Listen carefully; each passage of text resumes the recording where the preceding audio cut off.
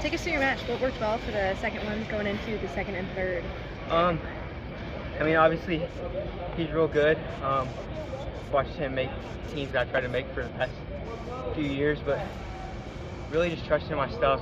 I think I've had a problem with not really blowing out my tank in previous matches, and just kind of went out there and just like rested like practice. Like, didn't really put pressure on myself and tried to have fun with it. I know that I was a lot tougher. He didn't want to go into that third match. I could feel the gas kind of step off of that first match.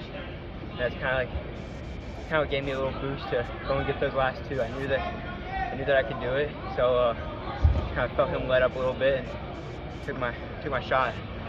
Was there anything that Coach Brewer said to you after that first match to get you back focused for the second one? I mean, I think a lot of it too is just a mental game. I struggled kind of with putting too much pressure on myself a lot in the past, especially this last season, and it just keeps it fun. It just keeps it lighthearted. It's like we're at some practice, and he's been the biggest part of me being able to make some gains here recently. Just stays. Obviously, told me a few technical mistakes that I made, but just stayed positive, stayed happy. I mean, making jokes, and it just helps my mindset going to those matches, especially when I'm beating myself up or being hard on myself. You mentioned this season, you were kind of in and out of the starting lineup at the 125-pound spot. Yeah. How difficult was that, and kind of pushing that aside to training for here? Yeah, I mean, you have somebody close to me. This season was the hardest year of my life. Struggled with a lot of things. I was really kind of beating myself up about the sport of wrestling, and I love nothing more than wrestling, but it was becoming something where I couldn't have fun competing. I was putting so much pressure on myself. It was almost like I was scared to wrestle and not happy.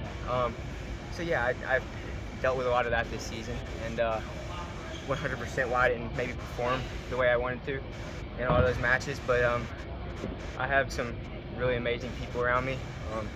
Bryce Andonian, who's in my corner, he kind of grabbed me. He saw me in a dark place and really kind of brought me back out.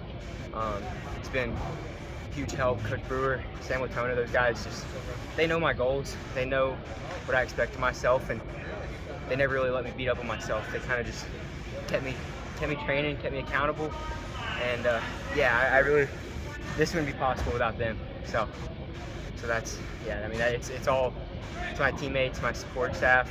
I mean, all those guys. Coach Roby.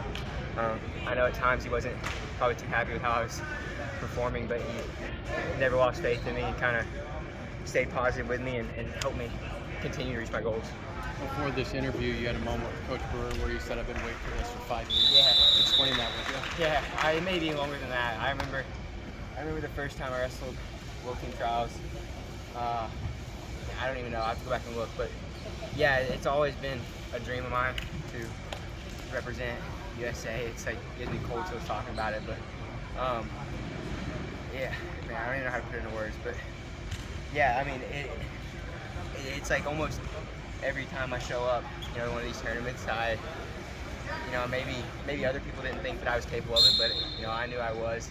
And it seems like I would always fall short. I know last year I lost in the finals to Volk, and he ended up winning a world title, and I know that was hard on me, but it's just finally achieving one of those big goals. I had a goal of getting on the podium this year at 125, and it didn't happen, and I feel like I've kind of bounced back. I've taken out some of those All-Americans, the Open and stuff, and it's been one of those goals. It's been written on a piece of paper since I can remember, and finally knocking one off.